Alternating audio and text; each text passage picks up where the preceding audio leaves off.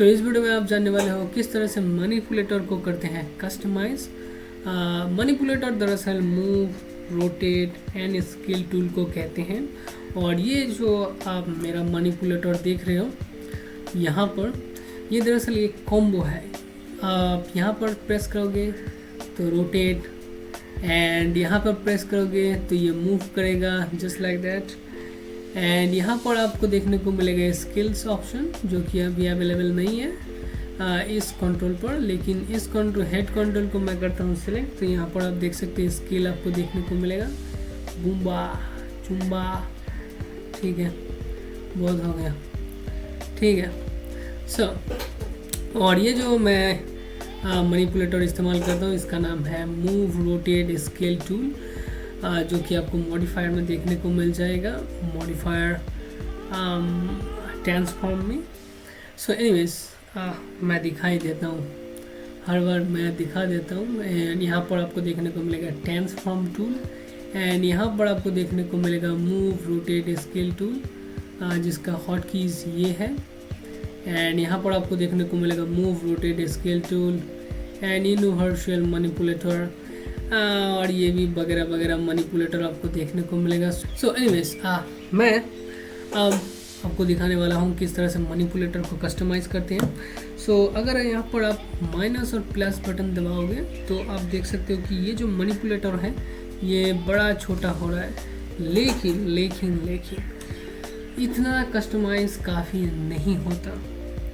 सो मैं जब बिगिनियर था तो मैं सोचता था कि ऐसे मोटा थिन लाइन और ये किस तरह से कस्टमाइज़ करा हुआ बड़े बड़े आइकॉन्स एंड कस्टमाइज सब कुछ होता है, क्या बढ़िया लगता है, ठीक है ना। ओह देखो बढ़िया सा, लेकिन एट द एंड मुझे बहुत भद्दा सा मैनिपुलेटर देखने को मिलता था जो माया के साथ डिफ़ॉल्ट आता है। सो इसको कस्टमाइज़ करने के लिए हम यहाँ पर जाएंगे प्रेफरेंस पर। सो अगर मैं यहाँ पर इस आइकॉन पे करता हूँ क्लिक तो ये मेरा प्रेफरेंसेस जो मेनू है वो आ जाएगा, और मैं यहाँ पर प्रेस कर सकता हूँ मेरा हॉट कीज, एंड ये कुछ आपको इस तरह से देखने को मिलेंगे।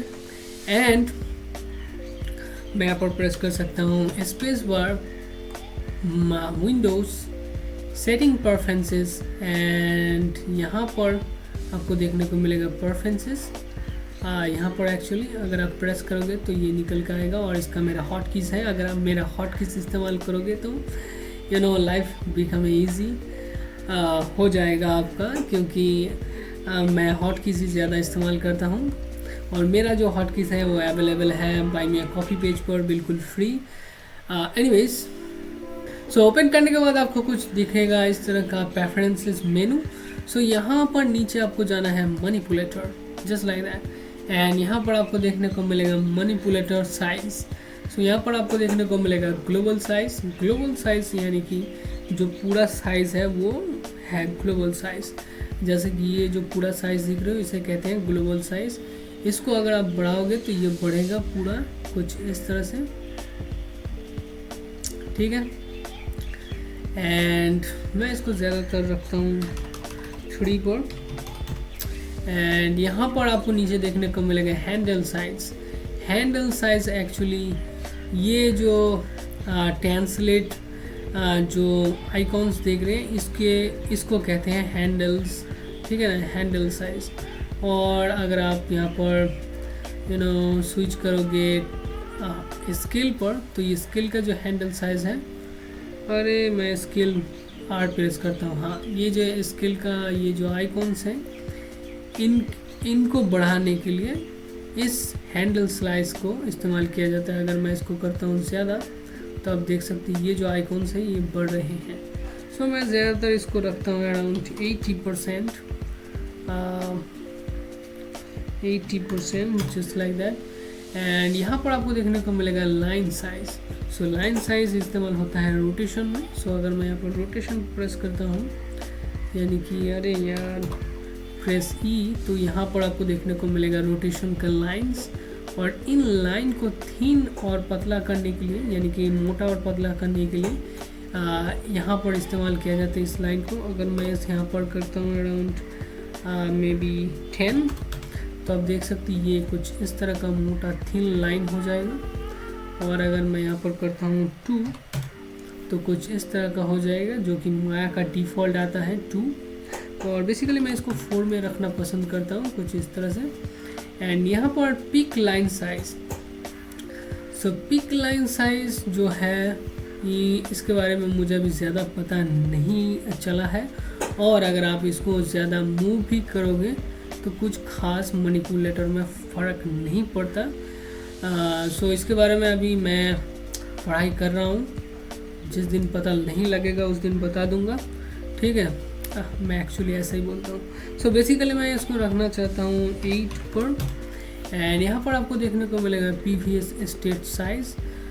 इसके बारे में मैं अभी इन्वेस्टिगेशन कर रहा हूँ, यानी कि पढ़ाई कर रहा हूँ। और सच बताऊँ तो मुझे भी इसके एक्सपेरिमेंट करने के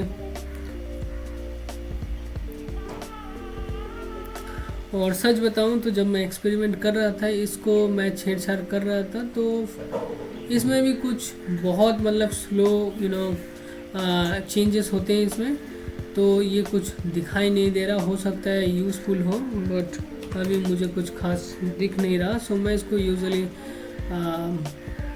10 में ही रखता हूँ, यानी कि फुल। एंड यहाँ पर नीचे आपको देखने को मिलेगा शो मैनिपुलेटर। शो मैनिपुलेटर यानी कि जब आप कोई ऑब्जेक्ट लेते हो या मतलब नया क्रिएट करते हो, तो वहाँ पर कौन सा मैनिपुलेटर रहेगा, ठीक है। उसे एक्चुअली कहते हैं डिफ़ॉल्ट। सो डिफ़ॉल्ट मैनिपुलेटर कौन सा रहेगा? सो यहाँ पर स्मार्ट मैंने चूज़ कर रखा है, आप चूज़ कर सकते हो रोटेट, ट्रांसलेट और स्केल भी। यानी कि अगर आप जब कोई ऑब्जेक्ट लोगे या क्रिएट करोगे तो डिफ़ॉल्ट में वो जो मैनिपुलेटर है वो दिखाएगा। सो यहाँ पर मैं यूजुअली स्मार्ट रखता हूँ, और डिफ़ॉल्ट मुझे शायद ट्रांसलेट ही आता है और स्मार्ट ही आता है, मुझे नहीं पता, बहुत दिन हो गए।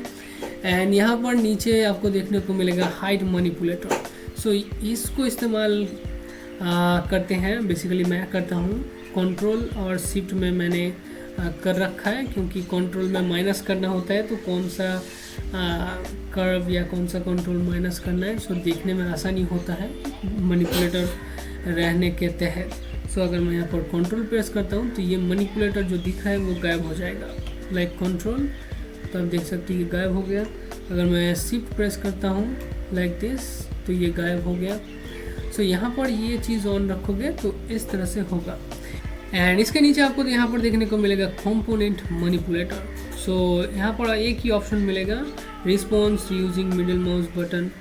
ये एक्चुअली क्या करता है, जब आप ऑपरेशन मोड में होते हो, यानी कि एडिट मोड पे, और एडिट मोड पे जब होते हो तब आप वर्टेक्स, एज, फेस सिलेक्ट करते हो, तो वो मिडिल माउस से रिस्पॉन्स करेगा या नहीं करेगा, यहाँ पर ये डिफाइन होता है। सो अगर आपको चाहिए तो यहाँ पर ऑन कर सकते हो, मुझे नहीं चाहिए सो मैं यहाँ पर ऑन कभी नहीं करता। एंड इसके नीचे देखने को मिलेगा handle selection. So move, rotate, scale, tool, switch. So अगर आप मूव, रोटेट, स्केल कीज़ बहुत स्विच करते हो तो ये जो है यहाँ पर आपको देखने को मिलेगा reset to view panel handle, यानी कि जो व्यू पोर्ट आप जिस तरह से घुमाओगे उसके हिसाब से, और जो व्यू पोर्ट में मैनिपुलेटर एक्टिवेट रहेगा उसके हिसाब से यहाँ पर ये मैनिपुलेटर रीसेट कर देगा। एंड उसके नीचे एक ऑप्शन मिलेगा remind active handle. Basically default इसके साथ ही आता है। ये क्या करता है, अगर आपने कोई भी मैनिपुलेटर ले रखा है, रोटेट, स्केल और मूव, इन तीनों में से, तो वो जो आपने मैनिपुलेटर करंट ले रखा था थोड़ी देर पहले या ले रखे हो अभी, उस मैनिपुलेटर को वो माया याद रखेगा एंड उसको बार बार आपके सामने शो करेगा। एंड इसके नीचे आपको देखने को मिलेगा सिलेक्शन चेंज।